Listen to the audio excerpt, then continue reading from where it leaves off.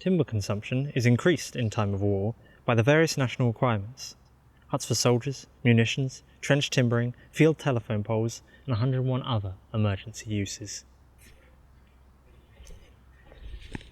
Welcome to Olde Timey Book Review, where I review books that are out of print, out of date, and oftentimes out of memory. Here in my hand I hold a compact little volume that I picked up in a charity shop somewhere or other. It was in a sad little corner with lines of other yellowed vintage books that all, on first glance, may have seemed little interest. Yet in many respects, this was the most diverse set of shelves in the store. This book is on a topic I'd never really considered before, believe it or not: timber in wartime, written by a chap called Reginald Davey. First published in 1940, it covers a lot of the laws and newly set regulations on the British timber industry brought about by the Second World War. I suspect that it was somewhat due to its specificity of subject that it sat on a shelf so long. And let's just say here, right at the start, that it is rather dry reading. Surprising, I know. That's not to say that it doesn't reveal any interesting historical snippets of information, at least to me. On its first page, for instance, it makes the observation that before the war, British woodlands supplied only 5% of the nation's annual timber, with the lion's share coming from Baltic countries.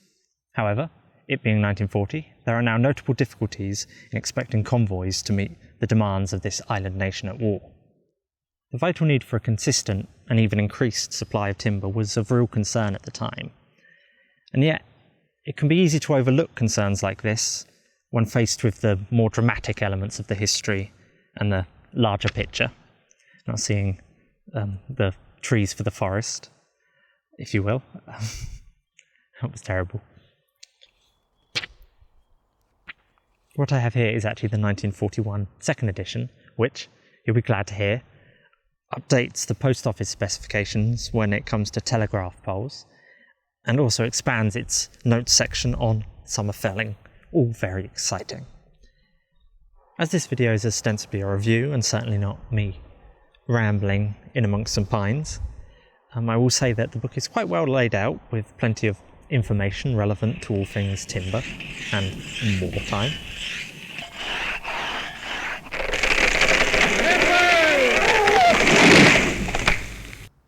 Chapter 1 concerns timber and control, with control mostly referring to the Forestry Commission and the Minister of Supply. They class their plantations thus, due to the emergency requirements of the war, with Class 1 being to be felled forthwith, Class 2 to be felled if necessary, and Class 3 to be felled only as a matter of extreme urgency. The most significant class of these was Class 1, which included all mature hardwood and conifer trees of 20 to 35 years of age. But specifically this section, near the end of Chapter 1, which caught my interest. I quote, "Section 1 of the Emergency Powers Defence Act, 1939, authorises the making of regulations enabling the compulsory acquisition of property other than land. Paragraph 53 of the Defence Regulations accordingly enables the purchase of any chattel. A growing tree is certainly not a chattel, nor is it property other than land. But paragraph 68 enables the Forestry Commission to authorise any person to fell growing trees. By severing them from the land, the trees would immediately become chattels and within the scope of the compulsory purchase provisions. The price will take no account of amenity." In short, growing trees are technically a part of one's land and therefore cannot be purchased for the emergency requirements brought about by the war. However, due to paragraph 68, the Forestry Commission can demand someone chop down their trees, and therefore they become timber, a material, which can then be purchased. I do so love a loophole. Sneaky, underhanded even, but one can't deny the necessity at the time. It's in reading sections like this that capture my interest in the history. Think of the context. On its first printing in April 1940, the rapidly expanding Third Reich would be toppling the continental allies of Britain. France would be fighting for its survival. By the second printing in April 1941, France will have surrendered some 6 months previous in June. In mid-1940, Britain would have been pushed off the continent from Dunkirk, And basically, a big old kerfuffle was occurring, and the issue of timber was something in amongst all this. Actually, when it came to harvesting material, due to many British men now being in the army, they had to ship in at various stages of the conflict Canadian lumberjacks, Australian woodcutters, and in 1942 founded the Women's Timber Corps, who were affectionately named the Lumberjills. This little book is a peek into all this history, even if it mentions very little of it. Lumber for camps, new hutments to house a still-growing army. Lumber for bridges, to open new roads and improve communications. Lumber for pontoons, for important engineering work. Lumber to repair bomb damage, to make good the ravages of war. Returning to the book itself, and less the historical context, there's a little piece of information in chapter 2 that might be of use to the savvy merchants among you. It is this. The wise vendor will have the trees measured standing so as to know very nearly the volume of timber. The wise purchaser will try to avoid measurements. He will find that he can buy at a lower price if he uses his judgment as to volume. He will walk through the wood, measure a tree here and there, and say that he makes the volume to be so much.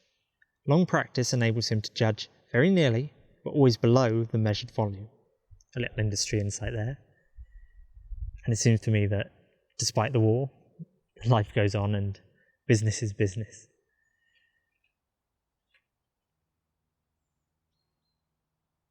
I mentioned summer felling at the beginning of the video, and I was ready for my brain to turn off as I read these sections. But I carried on reading, and feel I learnt a little something for it. It turns out the preference for summer felling, in the case of hardwoods, is that they can dry out too fast in the summer and crack, whereas softwoods are prone to various types of fungi in the summer that grow in hot and humid conditions. To offset these, Davey suggests that one either process the wood very quickly, including creosoting, or possibly store the wood in water, which he says is a technique that's been used for generations. Once again, chapter 2 supplies some industry insight that gives these little details to understand it all a little better. Moving on to chapter 3, measurement. This was really the most monotonous of the chapters, with table after table of measurements and mentions of girth and basal area. If I was one to abandon a book halfway through, this would have been the chapter to jump off. Then I got to the end. I was confronted with something really rather whimsical. A poem of sorts to aid the memory. To set it up, Davey suggests that if the vendor and timber merchant come to an impasse as to the subject of volume, then they can use this little doggerel to estimate the amount, the cubic feet per ton of different species of trees. And it is this. Hornbeam, holly, hickory beech, 27 you give for each. Oak and walnut, apple pear, 28 to ton will bear. 30 feet for elm and plane, sicky, chestnut, cherry same. A class to itself in actual find, 32 please bear in mind. Alder, birch and poplar tree, grouped together at 33. Nearly all firs and pine, at 37 come in line. Lastly, and it really is time, think of 40 feet for line. Wonderful. It was worth the £2 I spent on this book just for that. And what I find most amusing about it is that it's attributed to Anonymous, which suggests that this was something that was floating around in the minds of timber merchants at the time. It's useful, I suppose.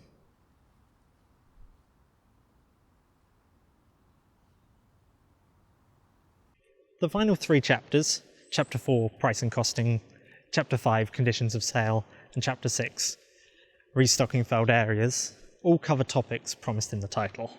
There's a little more to be said than that.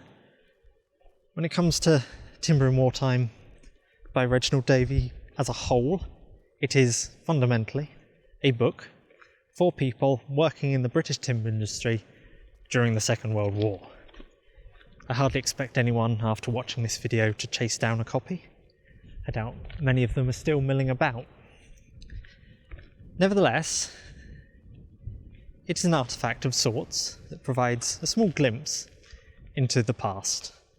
Hardly a captivating aspect of the past of global significance, but one of slight noteworthiness.